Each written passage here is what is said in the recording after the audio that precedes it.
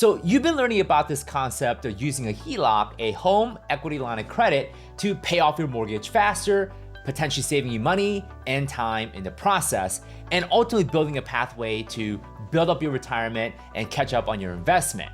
But are there inherent differences between how the interest is calculated on a mortgage versus a HELOC? And yes, both a HELOC and a mortgage are a form of a debt, but are there differences where the HELOC can be used to help you save money? And no, it's not about the extra payment either. By the way, guys, my name is Sam Kwok, one half of the Kwok Brothers, certified financial education instructor and co-founder of Accelerated Strategies. And in this video, I'm gonna break it down in the most easiest way to understand the difference between a HELOC and a mortgage in terms of the interest calculation and how that difference can be used towards our advantage to not only help you pay off your mortgage faster, but save time in the process. But before we dive right into the visual illustration to show you the differences, we first need to understand these two major differences between a HELOC and a mortgage. Now, as you may already know, with a mortgage, you can only make payments to it and not the other way around.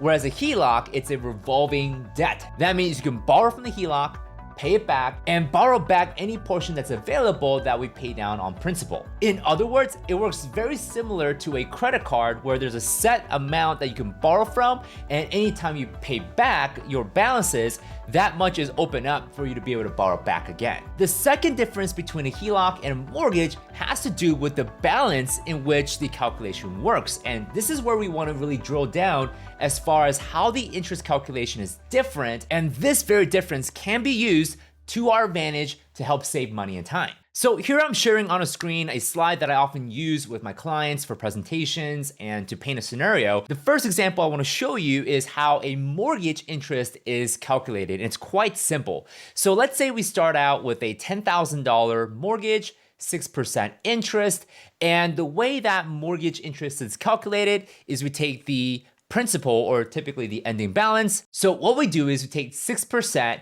divided by 12, which gives us our monthly interest rate, times the principal balance or the remaining balance that we have, and that's the interest cost that we pay for the following month.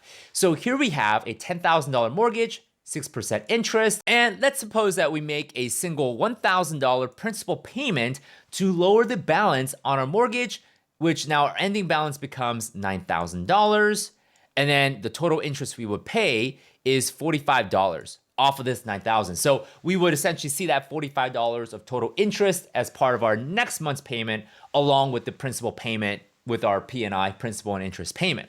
So that's essentially how mortgage interest calculation works. Whatever the remaining balance is for that given month, the interest is then calculated off of that to determine the interest for the next month.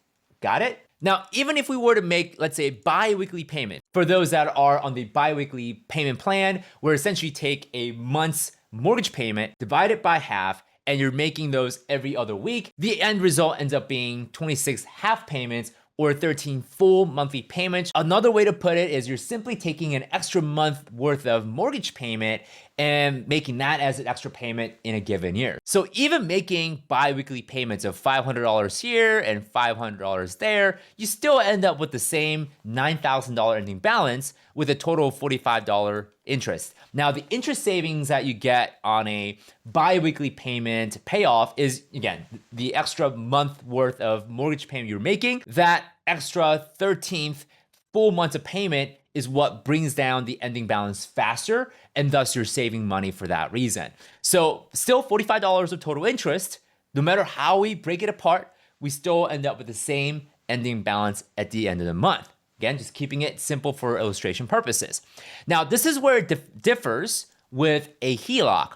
A HELOC does not use a month's ending balance to calculate the total interest for the month. A HELOC, a home equity line of credit, uses daily interest as opposed to monthly interest. So here's what I mean. Let's say we have the same exact parameters in terms of the starting balance and the ending balance. Okay, so the same $10,000 starting line of credit balance, exactly the same interest rate. So again, this is not about interest rate game or changing the interest rate. It's not about that. And we have the exact same ending balance at the end of $9,000. Now, you might have already assumed that, oh, it's gonna be $45, duh, right? Well, not duh, and I'm gonna show you why in just one sec if you use the accelerated payoff concept. So let's suppose some additional assumptions. Let's say you make $5,000 a month as your paycheck that hits your bank account, and you get paid on the 1st and the 15th. So $2,500 paycheck on the 1st and the other $2,500 paycheck on the 15th. Following? So let's say on the very first day, we get paid the $2,500 paycheck. And what we do is instead of letting that sit in the checking account, really doing nothing for us, right? Other than just sit there, we would use the accelerated payoff concept that involves taking our entire paycheck and making a principal payment, quote unquote, a deposit into the line of credit balance. So what that does is it lowers the balance down to what? $7,500, right? $7,500. Okay, 10,000 minus 25 is 7,500. So the interest cost is calculated on a daily basis. So how that works is it takes the daily balance, which is 7,500. We take the interest rate divided by 365 days, because that's how many days are in a year. So 6% divided by 365. So if we put this on an actual, I guess, graph or formula, it would be 0.06 divided by 365. And that gives us our daily interest rate times the balance for that day, 7,500, and therefore we get $1.23. If you don't believe me, do the math yourself and you can follow along, all right? So let's say we deposit our $2,500 check, stays that way for a couple of days till the next paycheck of $2,500 on the 15th. That further lowers our line of credit balance and thus our daily interest cost as well. So you can see we went from $1.23, dropped it to 82 cents, okay? And it continues. And let's say by, towards the end of the month, we're gonna draw 500 bucks. Now, what we're trying to demonstrate here or simulate here is having to draw 500 bucks to pay for certain bills like utilities, other credit card payments you may have, other loan payments, car payment, you name it, right? And that's to show that if you have any bills that you can't necessarily pay using a credit card, we're gonna make a special draw to cover those bill payments and obligations we have. And so by increasing or drawing from the line of credit, because remember, it's revolving, we can always take the money out of the line of credit, it goes up to 90 cents, and then it stays that way as long as the balance doesn't change. And then on the next day, let's say we make a $3,500 draw to pay off our credit cards. Now, why would that be? Well, what I often teach and what I'm a proponent of is instead of drawing or borrowing from the HELOC for everyday purchases, right? Like gas, food, groceries, right? Instead of pulling money out every time you need that, instead use a credit card, right? And make those purchases on a daily basis. And then towards the end of the month, completely pay it off so that you don't owe any interest. Now, the caveat there is that if you've always been paying off your statement balance on your credit card, you can take advantage of the 0% interest grace period for 28 to 30 days, depending on the statement cycle period, right? And so we could avoid paying any interest whatsoever on our credit card. And if you, as a bonus, earn any points or miles, right, cashback rewards, that's, that could be an extra 1% or 2% you can get back as an added bonus. But the real benefit here is that we've delayed the draw from our line of credit. And so we're constantly putting on this pressure of keeping our line of credit balance down as low as possible. That's the goal here. And so by doing that, okay, by making that draw of $3,500, guess what? It increases our line of credit balance. Make sense? So it brings us back to the $9,000 and then it stays that way. And of course, subsequently, our interest cost is $1.47 all the way to the end of the month, okay, to the 30th day. So again, we basically are in the same place as the mortgage in terms of the ending balance, right? We start with 10,000, 7,500, and then down to 5,000, and then we make that $500 draw, so 5,500, and back to 9,000. So back to the same place. And again, you might be thinking, oh, it's $45, duh, right? Well, if we do the accelerated payoff method, meaning taking all of our paycheck, putting it in the line of credit, delay any kind of draws, keep the balance down as low as possible so that it results in lower cost, at the end, it's $32.53. And you might be wondering, well, how does that work? Like, how did you not get $45? Well, because remember, we're not using the ending balance for the interest calculation. We are using daily balance. Every day is an opportunity for the interest to be charged. And so by the end of the month and by the end of the statement cycle, the bank or the lender will go ahead and add up all of the daily interest costs. And they typically do this through average daily balance, which is slightly different. But they'll add up all the interest costs, and this is the total interest we pay for the line of credit the next month. Make sense? And oftentimes what they'll do is just they'll tack that into the balance instead of having you pay it right away from the checking account. So they'll just simply add that to your balance essentially. So there we go. And if we compare that side by side, right?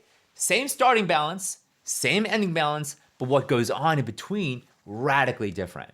And this is where the difference is in terms of the interest calculation. So even if you did make just that $1,000 payment, right? Similar to how we did here in the mortgage, and we made a $1,000 payment here, you would actually see a different interest cost on the line of credit as well, because what happens on a daily basis can determine our total sum of interest costs on the line of credit. So over here on the mortgage, $45 interest. On the HELOC, $32.53. You can see that exactly the same interest percentage, but very different number. And so the difference, all right, or if I'm using a math term here, the delta between the two is 28% savings. Okay, I rounded up, so it ended up being like 27 point something, but nearly 28% savings with the HELOC. Same cash flow, same exact starting and ending balance, but how we go about lowering the average daily balance or average balance on our line of credit is the key to the interest savings. So you might be thinking, well, with the accelerated payoff concept, using the HELOC to pay off your mortgage, that's just using debt to pay off debt. That's borrowing from Paul to pay Peter. Yeah, except Peter and Paul are two different people, and the way that they're gonna charge you interest is gonna be different, right? I often like to use the horse versus a sports car analogy, right? The mortgage is like a horse, right? If it's kind of old-fashioned, traditional way, whereas a supercar or a sports car, depending on how you drive it, right? If you drive like a crazy person, you'll crash and get yourself hurt. But if you drive it the way it's meant to be driven, then you're gonna get better results, right? And of course, avoid having a speeding ticket, right? If all possible.